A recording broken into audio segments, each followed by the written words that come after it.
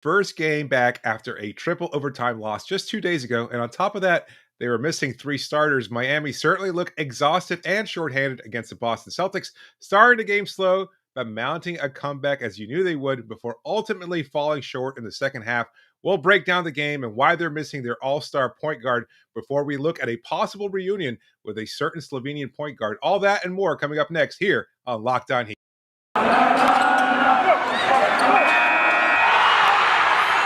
You are Locked On Heat, your daily Miami Heat podcast. Part of the Locked On Podcast Network, your team every day.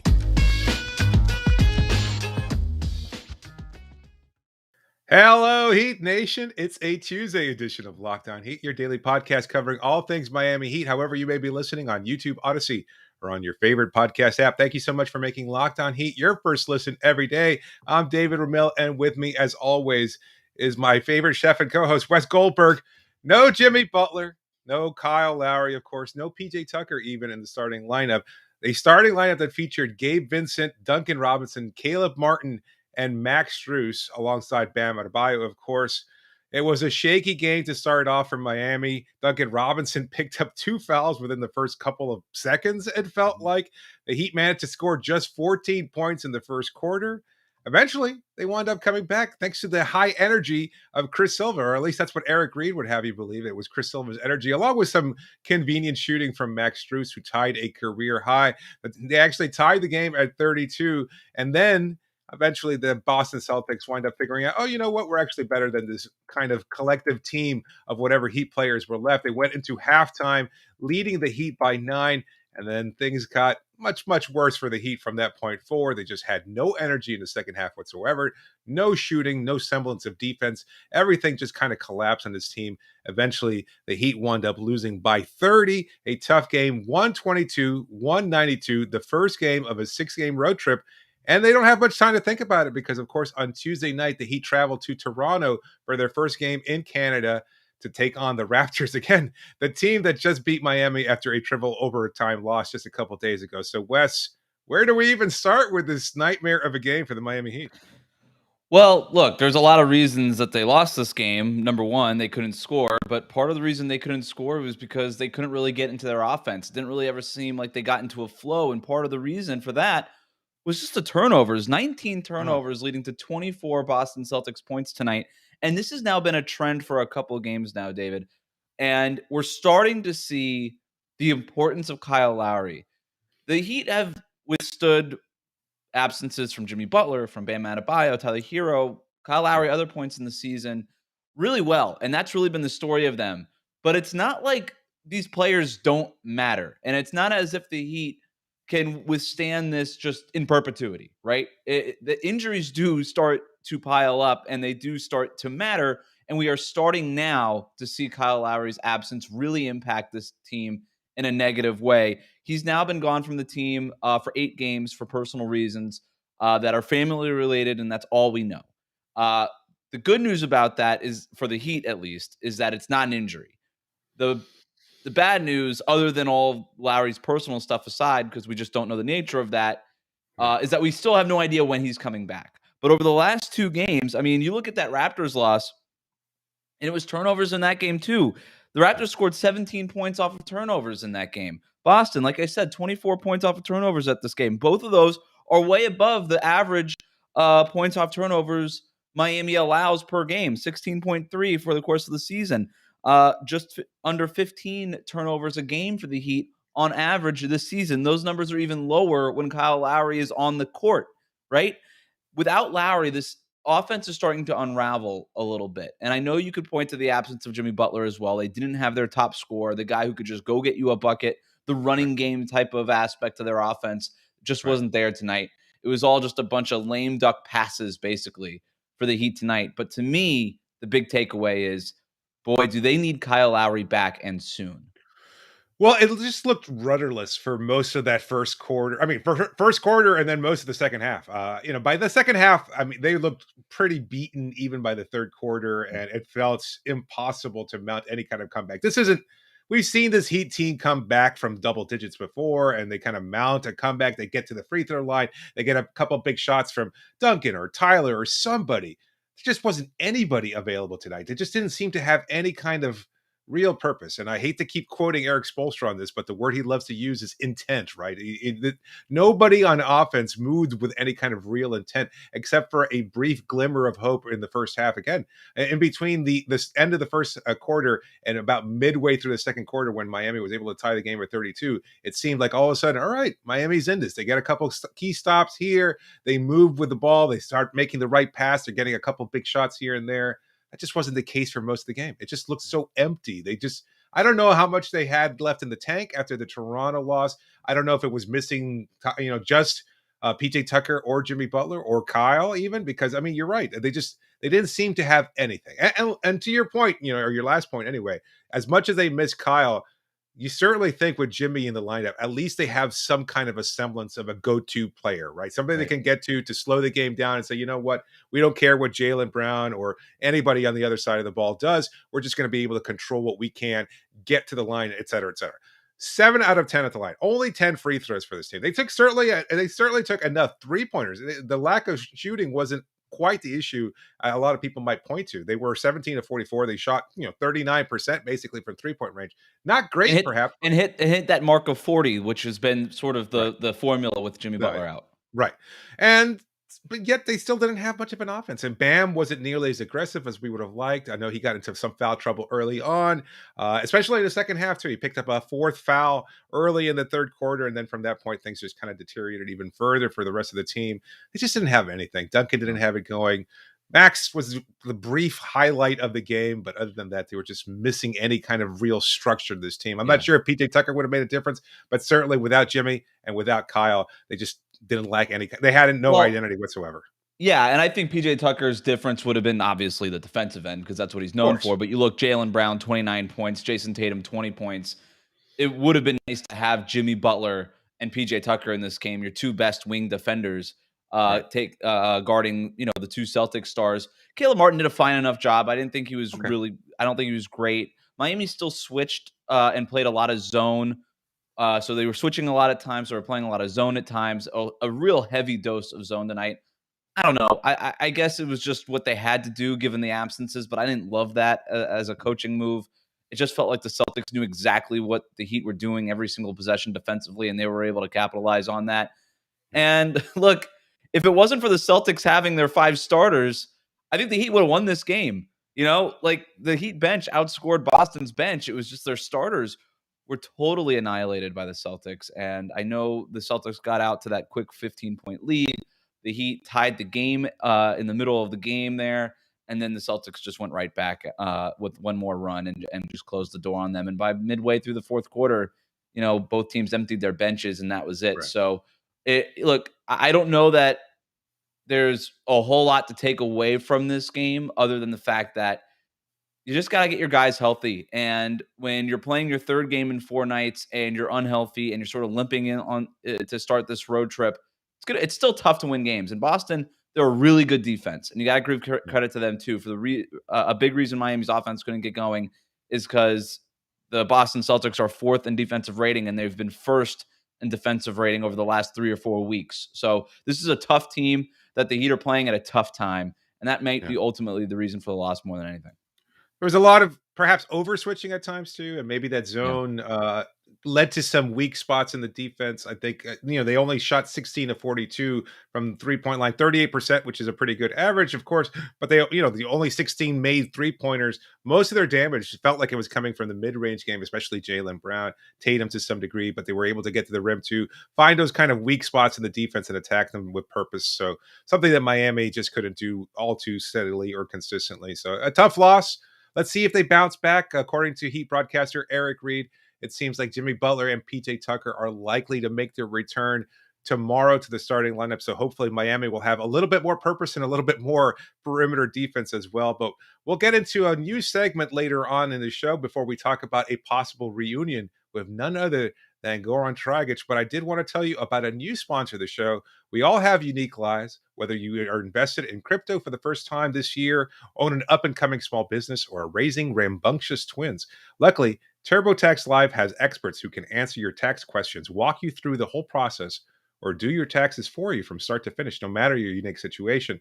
To TurboTax Live experts, an interesting life can mean an even greater refund. Visit turbotax.com to learn more. You do your thing, they've got your taxes. Intuit TurboTax Live. And don't forget, rockauto.com. We haven't heard from them in a while, but this episode is brought to you by Rock Auto. With an ever increasing number of makes and models, it's almost impossible for your local chain auto parts store to stock all the parts you needed.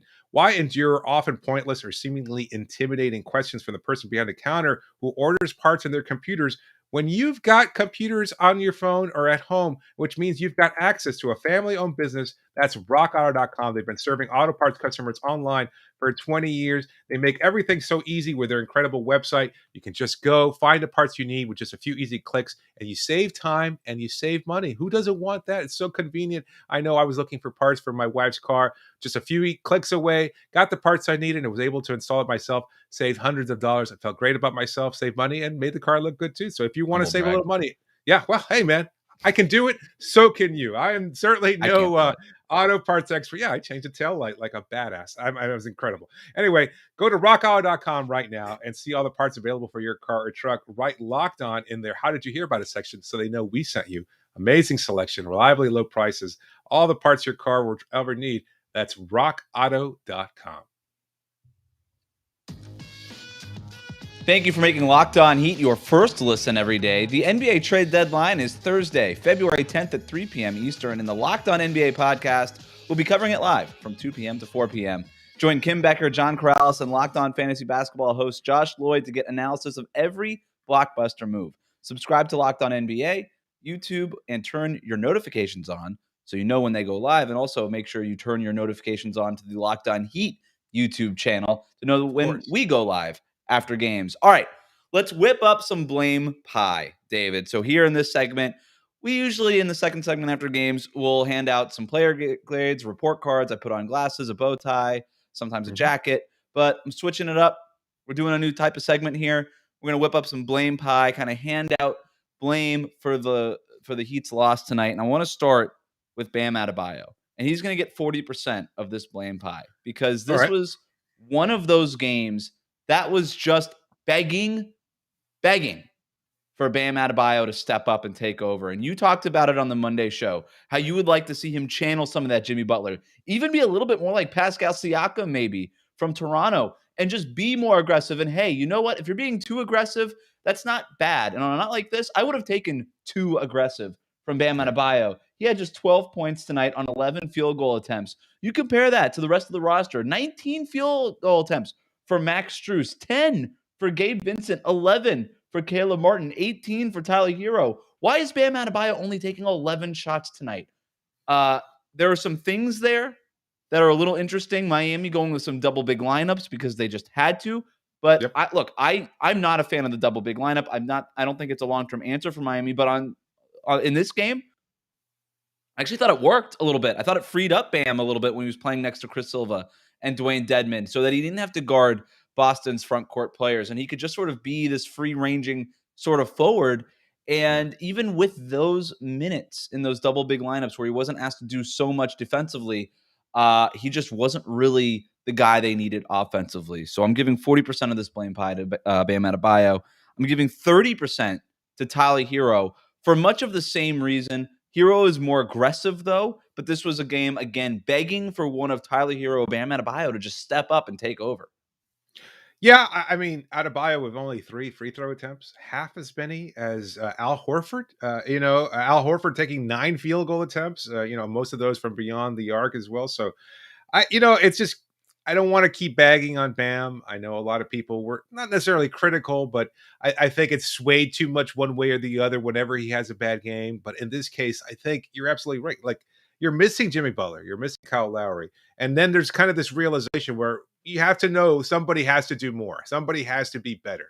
And it falls on Bam. He's your next best player. He is a superstar. He is an all-star. And while his game is a little bit more diverse or perhaps more centered on playmaking than it should be, the reality is that he has the other aspects as well, the other, things that he can do well, including score the basketball. And he just wasn't willing to do so. I Yeah. I don't even think that the presence of the Time Lord Robert Williams or even Hal Horford, who's still a sneakily good defender even at his advanced age, I don't think it's necessarily what threw Bam out of his comfort zone either. It just seemed like there were moments there where he was passing up shots or just not even looking to get to the basket. Took a couple wild shots near the rim too. Not sure what it was. He took I a look he that took a weird mid-range shot early, kind of, yeah, I don't know if it was against Al Horford or somebody, and it, like, clanged off the backboard, didn't even hit yeah, rim, and I yeah. don't know if it was after that Bam was just like, "You know what? I just don't have it tonight," and just basically stopped shooting, but that's not the way you want. Look, That's not gonna he cut it. was Yeah. good. I thought he was really good defensively. He had 3 steals, he had a block, he did what they needed him to do as sort of the centerpiece to that zone. He had 5 assists on a night where, again, you're without Kyle Lowry and another one of your playmakers and Jimmy Butler. But enough with that, man. Like, we needed 30 points from Bam. I texted you, Yeah. I think in the first quarter, to kind of go back to Tyler Hero. This feels like, because obviously Bam starts the game. Tyler Hero still came off the bench despite the injuries and the absences. But once it was very clear that we were just not, we're getting that kind of game from Bam, I Yeah. texted you, it feels like Tyler Hero needs to score 30 points in this game for them to have a chance. And then they went down by 15, and I revised that text, and I'm like, I think maybe 40 is the number for Tyler Hero. And he got to 13, which is below his average of 20 Yeah. points. And Yeah. to not even get to your average on a night when they really need you. This was another one of those nights with Tyler Hero where the shot selection was questionable. He seemed a little timid about what he wanted to try to accomplish. Again, credit to Boston's defense. It's very good. Best in the league over the last few weeks. But that shouldn't stop somebody, a scorer like Tyler Hero. If he wants to be that level of scorer, the defense should obviously have an impact, but it shouldn't sway you from being one of the best scorers off the bench in the league to that. Yeah, no doubt. It seemed like they were also targeting him defensively. It just seemed like maybe that made him a little bit more uncomfortable too, Yeah. just because it seemed like it threw him off his rhythm. And then you counter that with the fact that Marcus Smart did a pretty good job of at least making things more difficult for him. Maybe having to take an extra step back, perhaps, or clear a little bit of space. And you saw some shots there where he was able to do that, but not nearly consistently enough. 5 of 18 is just not going to cut it. And look, it's not like even if he had gone 50% or 60% from the field, it wouldn't have been the difference maker, but it would have at least been something, at least a little bit of a momentum shift, perhaps, when you're getting crushed all around, and all of a sudden you see Tyler come back. Maybe Duncan hits a shot. Maybe Max hits another shot. Maybe Bam hits a shot as well. So I think it certainly would have worked out a little bit differently if Tyler had just been a little bit better from the field. But anyway, that's 70% of your blame pie. Who do we have left to take on the last 30%? Look at you with some quick math, changing tail lights, Yeah, not whatever. tail lamps. Yeah, I both. I changed my washer fluid once, and I tell that story a lot about how handy Nice. I am. Smooth. You're right. We have 30% left of this pie, and it's going to the schedule. Look, at the end of the day, this is a team that is playing their third game in 4 nights, just a couple days after a triple overtime slog against the Raptors, and a letdown because they lost that game. And Eric Spoelstra, you could tell pregame, was still not over that loss. And he's like, I'm over it. I'm over it. And I'm like, when somebody says they're over it, like a lot, they're not over it. Hint. Like, that person is not over whatever it is that he is talking about. And Eric Spoelstra was talking a lot about being very over that Toronto Raptors loss. And if he's not over it, I suspect that the Heat weren't over it either. And so, look, this is a team that was without 3 starters. Yeah. And some other bench players lost to protocols and other injuries. Again, playing their third game in 4 nights. And one of those games you could almost say was a whole other basketball game because of how long it went. So, yeah, against a full-strength Celtics squad that's been playing well, they just sort of ran into a buzzsaw tonight. That's on the schedule. And by the way, they're playing their 4th game in 5 nights tomorrow. So Yeah. it doesn't get easier, other than the fact that they're probably going to get PJ and Jimmy back. But yeah, I'm giving 30% of this loss to just the schedule and just the nature of it. That's fair. I mean, I don't know how much we can use that as an excuse. And it's not like you're using that as an excuse. It's a valid reason why they look so exhausted, why they look like they were just an incomplete team and didn't have that kind of energy. And I hate to say this, and I want to phrase this question, and I know that I'm catering to a large portion of Heat fandom right now. How much of a difference do you think Omer Yurtseven could have made? Like, would he have No, I'm serious. Like, would he have gotten the start over Max Strus? I mean, It No. seemed like maybe he would have been able to go out there and maybe challenge the Time Lord a little bit more effectively. Maybe he would Yeah. have been another big in the middle to kind of break things up, pull down some key rebounds. I wonder what the rebound statistic was. It was certainly in their favor, I right? mean, he 44 would have been rebounds. better than it was. Yeah, Boston 44, Miami 38. 38. He Yeah. would have been better than Chris Silva, who he was. The run came when Silva was in the game. I'm not giving Silva that much credit. Damn it. That was not the reason. But yeah, I mean, look, I think Omer Yurtseven would have helped. It wouldn't have helped to the degree of 30 points or whatever the Heat end up. Yeah, 30 points. Yeah. But I guess they would have lost by 20 points instead. I don't know. But like Omer Yurtseven doesn't win the game for the Heat. But obviously, on a night where you're missing so many people, anybody would help. Having Markieff Morris back would have helped. Hell, Yeah. Casey Okpala would have helped a little bit, I think. I don't know. Maybe. But We'll yeah, it would have been nice to see Yurtseven in there, especially with a double big lineup with Yurtseven and Bam, and then maybe it's Dedmon and Bam for other stretches. I think that the Spo started with Strus and sort of basically going 4 wide with Bam in the middle because Boston just shoots a ton of threes, and he was thinking, you know what? Let's just try to go back to hitting 43s or shooting 43s a game and making 40% of them. And Yurtseven's not going to really help you do that. But maybe opening up the second half, maybe he would have opened up the double big lineup with Yurtseven starting. I don't know. Maybe a little bit he helps, but not enough. I want to brush back on that 30% a little bit. I want to say 25% of schedule. Can we at least give 5% direct blame on the Duncan Robinson? I know we've been a mostly pro Duncan show here on Locked On Heat, but I mean, picking up those 2 fouls early on, stupid fouls, to be quite honest with you, and then getting reinserted into the game midway through the first quarter just because, well, hell, you don't have anybody else, and then picking up a foul almost immediately afterwards and going 2 of 8 from the field on top of that. Not looking great, and so I think he's deserving of just a healthy portion of blame himself. Can we do that? Yeah. Right. I mean, hey, you can have your own pie. You know, Oh, you want to get yeah. 5? I almost Pie gave a for few everybody. percentage slices to Silva and Guy because of Miami's 19 turnovers. They were responsible for 8 of them. So, Wow. yeah, That is not good. I did not. plenty of blame realize. pie to go around. All right. Well, you know what? Who doesn't deserve any blame? A Slovenian point guard who might be available as a free agent within the next couple of days, weeks. Who knows? We'll talk about Goran Dragic in the next segment and whether or not there's a chance of a possible reunion brewing here in South Florida. But first, I want to tell you about a longtime sponsor of the show. That's Bet Online. If I can only get this ad read up, there might be less football being played. The Super Bowl just a couple of weeks away, I think. But BetOnline.net has way more odds and info for this playoff season, from scores, totals, player performance props to where the next fired coach is going to land. Probably not Miami. BetOnline is the #1 spot for all things NFL betting in 2022, excuse me. And it's not just football. BetOnline.net's basketball, hockey, boxing, and UFC odds coverage is the best in the business. From sports right down to your favorite Vegas casino games, BetOnline is your #1 online wagering destination. BetOnline, the fastest and easiest way to wager on all your favorite sports and play your favorite games. BetOnline, where the game starts.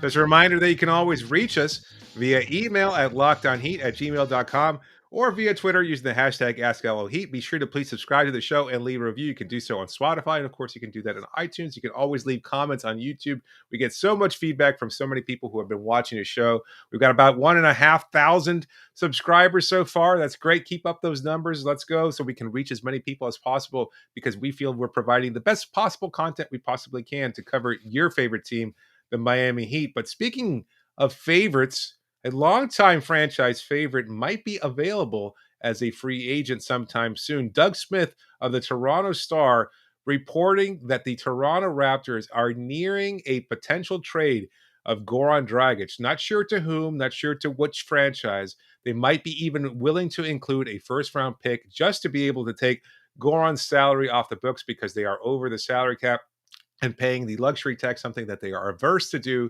And so they're looking to trade Goran's contract as quickly as possible. And then Mark Stein, formerly of ESPN and others, said that it looks like whatever team does acquire Goran Dragic is likely to arrange a buyout with the former Slovenian point guard, Miami Heat Slovenian point guard, which would make him effectively a free agent. And then you double-checked with longtime friend of the podcast, Keith Smith, a Celtics fan who's probably very happy right now following that game against the Heat. And he said he did confirm something that we had thought, which is that if Goran Dragic is traded to another team and then bought out as a free agent, he is a complete free agent, which means he could even rejoin the Miami Heat as a potential option. So you and I started talking about it, and we're here to kind of explore the issue a little bit further. And I guess the first question that comes up is, do you think a reunion is possible for the Miami Heat? Well, it is possible. I don't know to what percentage it's possible. It might be more of like a Jim Carrey, so you're saying there's a chance. Is that Jim Nice. Carrey? It Yeah. is. Dumb and Dumber. Yeah. So you're saying there's a chance type of chance, but I so to just sort of clarify, had the Raptors just bought out Goran Dragic, he couldn't re-sign with the Heat for a calendar year, but because he'd be traded to a third team, the Heat, the Raptors, and then a third team, if he were to be bought out, then that calendar year stipulation is erased. It doesn't matter. And so he's, like you said, free to go anywhere he wants, even Miami.